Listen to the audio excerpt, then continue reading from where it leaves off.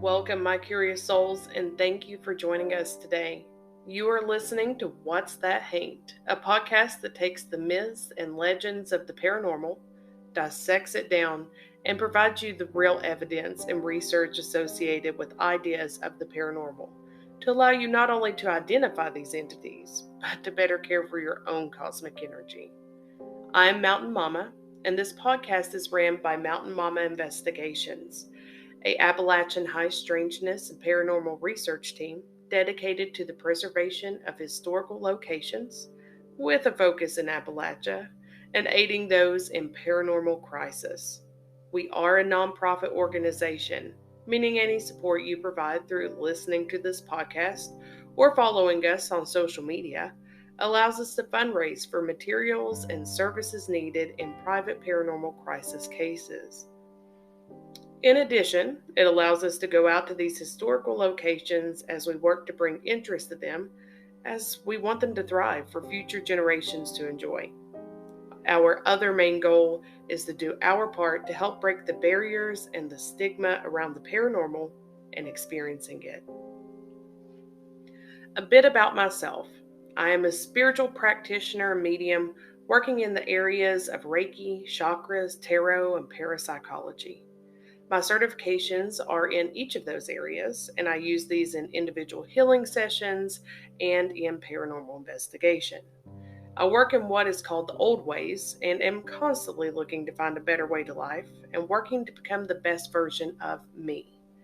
I also dabble in the Akashic records and all things that may be considered woo-woo. Always feel free to reach out if you have a question, because all are welcome here. With this being said, I am not a medical practitioner.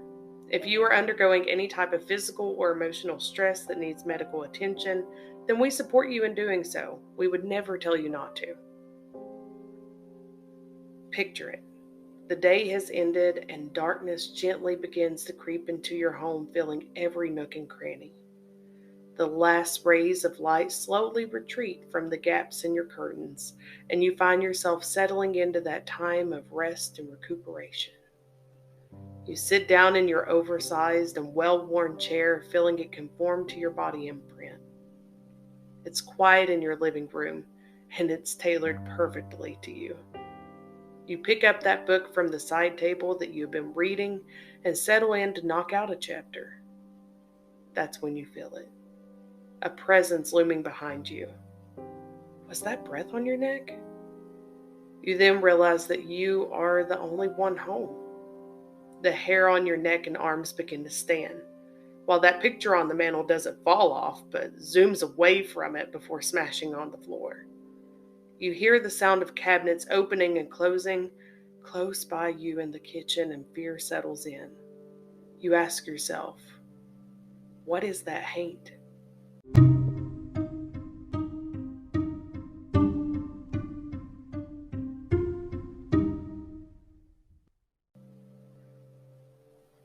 On today's episode of What's That Haint, we will be examining all the possibilities of the poltergeist. Settle in, get comfortable, and join me as we fall together down the rabbit hole. So did anyone else flash back to the movies just now in their head? I think I was around the age of 3 when I first saw Carol Ann get sucked into that puddle. It stuck with me for years. I avoided puddles for years after that. But around the age of 10, I started becoming interested in this concept of some kind of entity with the power to cause that kind of chaos. I mean, we have to look both ways before we cross the street. We watch out for insects that sting and things that bite. But are we ever really prepared for this whole other world that some can see or some can't, that also we have to protect ourselves from? I remember seeing this family who was just struggling to fight something they couldn't always see and asked myself, what do I do in that situation? Now that I'm investigating and assisting others in their own paranormal crisis, there was a solid foundation that my team built our scientific method for paranormal investigation on, and that is research. If we go into a home and an entity throws something off the counter or knocks something over, does that mean it is negative or evil? What if that was the only way it could communicate and it wasn't trying to scare anyone? Without a doubt, there are things out there that want you scared. But are we sometimes too quick to label the experience? And if we do so and we label it wrong or as an entity or being that it actually isn't, could it become what we say? That is what the podcast is for, and to explore. So just buckle up as we find out what kind of ghost a poltergeist is, or if it even is. The word poltergeist is German. It definitely sounds so, and we can hear that in it, and it means knocking spirit. This makes perfect sense, as most cases when we learn about a poltergeist, we envision doors opening and shutting, cabinets flying open, or knives flying off the wall. This entity is basically a really noisy roommate for anyone who has encountered one. The activity can be sporadic when it occurs and obviously very startling. When I think of these entities, I think more of physical or kinetic movement. Now, most times you will be told that a poltergeist is a violent or evil type of presence and that it will focus on a member in the home in particular or surrounds adolescents. You will also find information out there that these occur from violent deaths within the area and that angry energy forms a haunting of this kind. Most ideas point toward this being a spirit of someone who has lived or even a non-human entity. Now, there have been many cases of poltergeist activity that you can check out for yourselves. Some of those famous ones being the Enfield poltergeist case in England, or you can check out the Thornton Health poltergeist, both exhibiting some intense energy and experiences in both of those cases. I definitely recommend checking that out for yourself and doing your own research.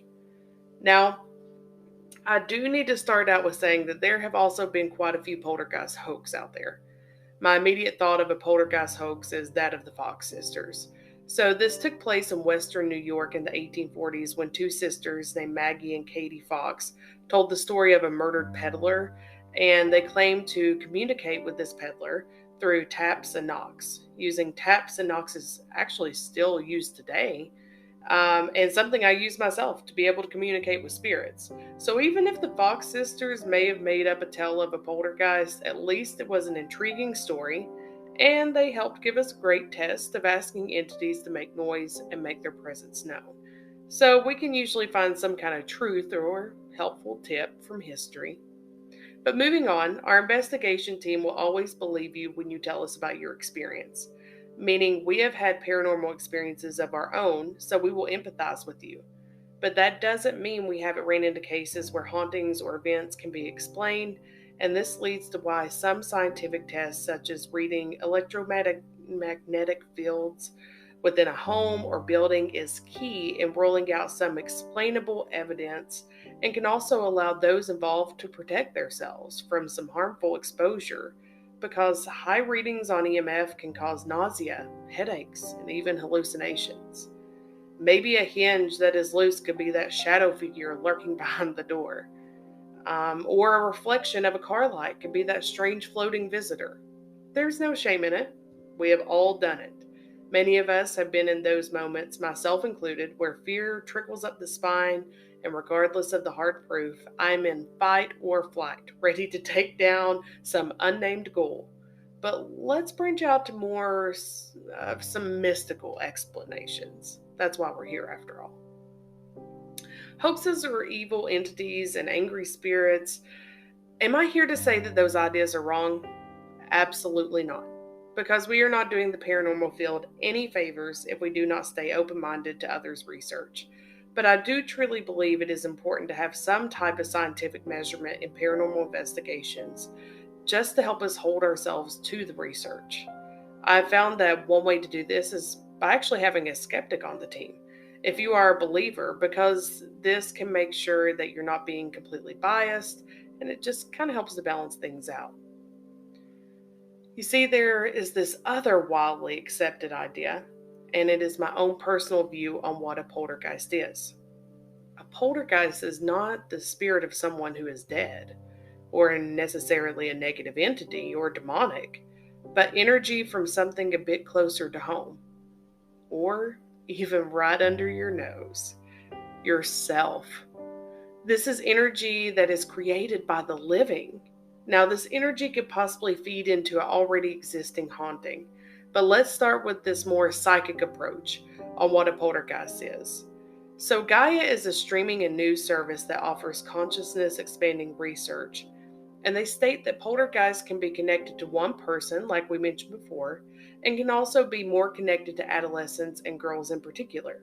This isn't always the case, though, and this type of phenomenon can be attached to an adult. But the epicenter and source that sparks this entity is a vast amount of negative energy.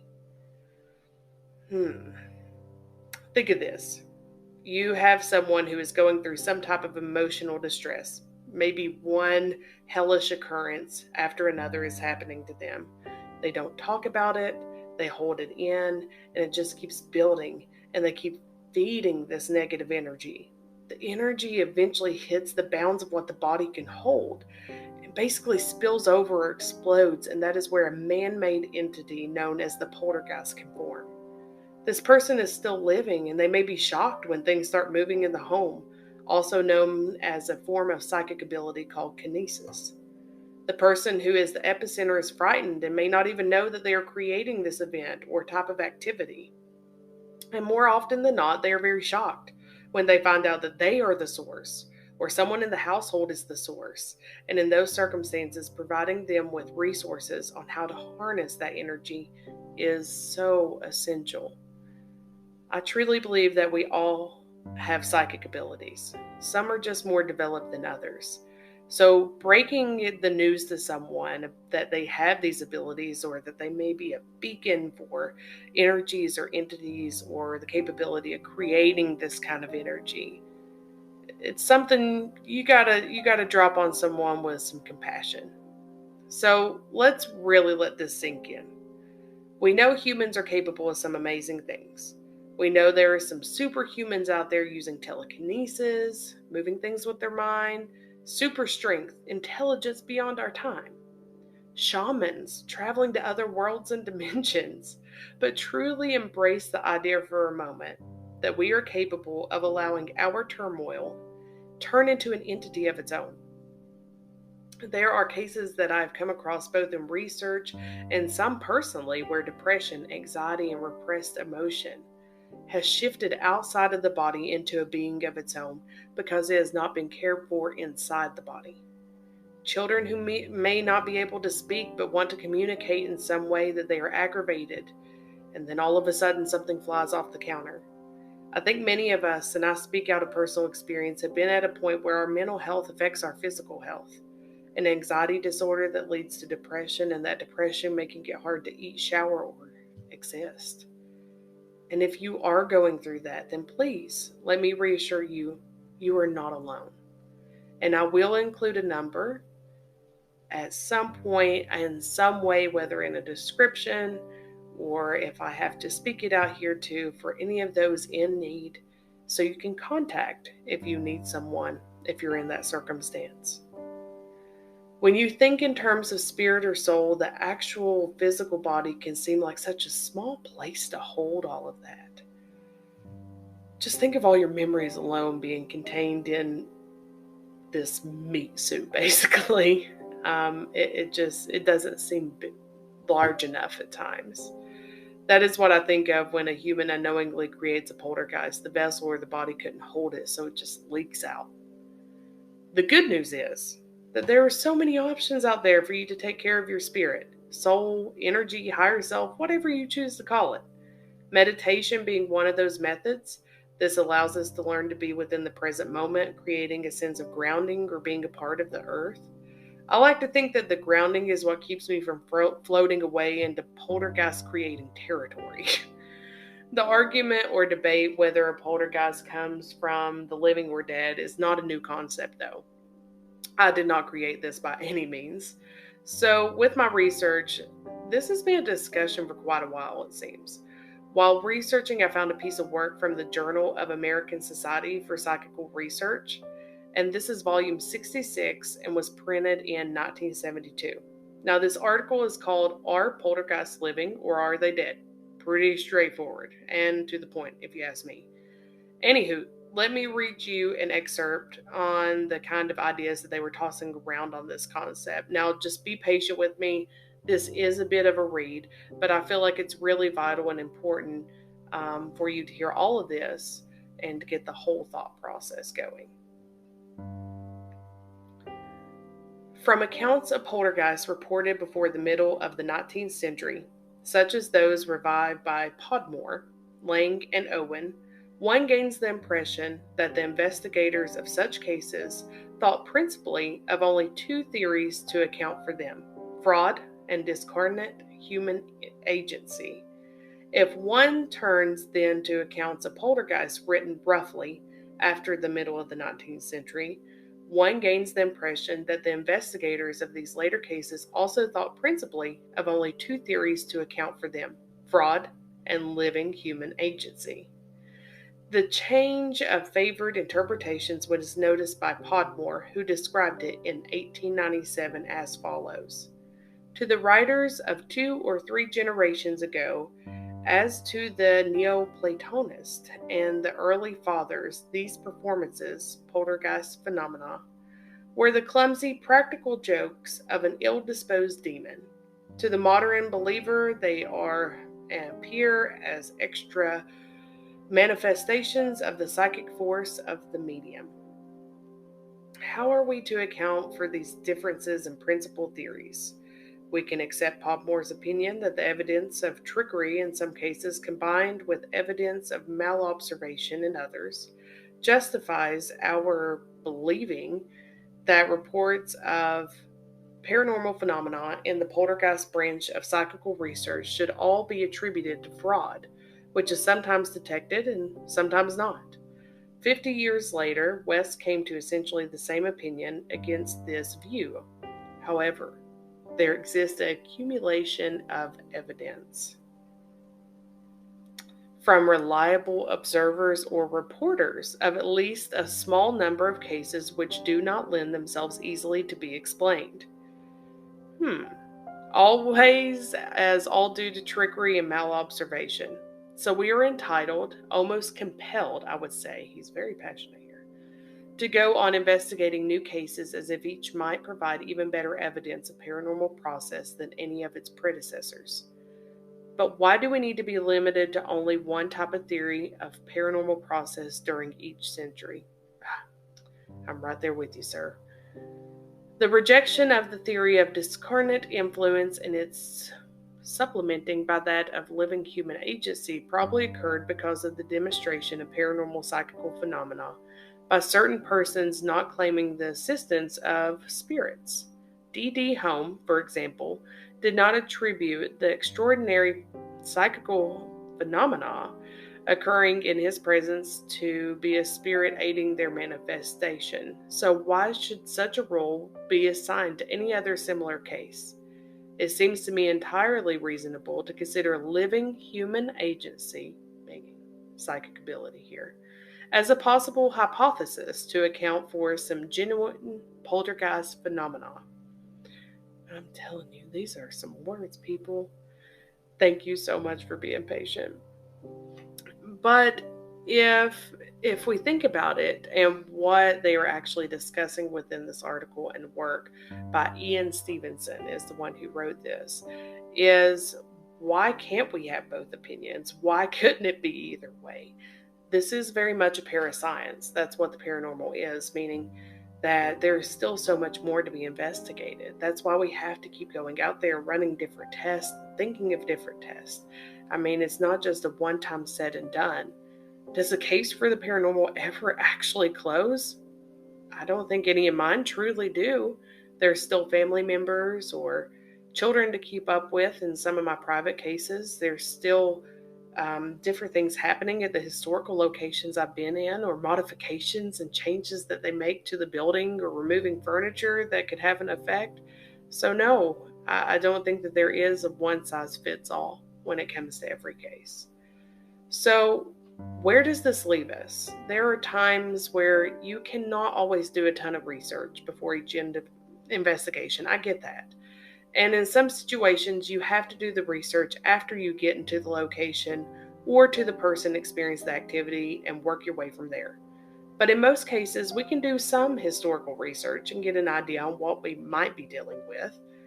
And by doing this and identifying the actual type of entity that I am working with, then I can better assist the person in need instead of making their situation worse. It happens. If I come into your home or location with no basis of what can be there and start doing a house cleansing or blessing to remove a ghost, then I may just make matters worse, which is the opposite of what I'm trying to accomplish for you.